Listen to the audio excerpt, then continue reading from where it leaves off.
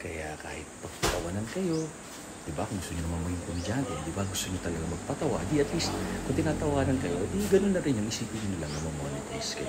Tsaka sa mundo ngayon na social media, para sumikat, kung may talent ka, sisikat ka, kailangan lang, kaya mo ba yung mga langit sa'yo?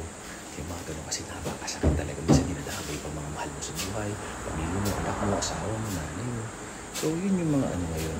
Pero kung para sa'yo, para sa'yo. So, parang yung fitness journey, kung patuloy ka lang, hindi ka nagmamadali, nakaka-calorie deficit ka lang, ng kahit 10 calories a day, in 1 year, nag-iba na yung itsura mo.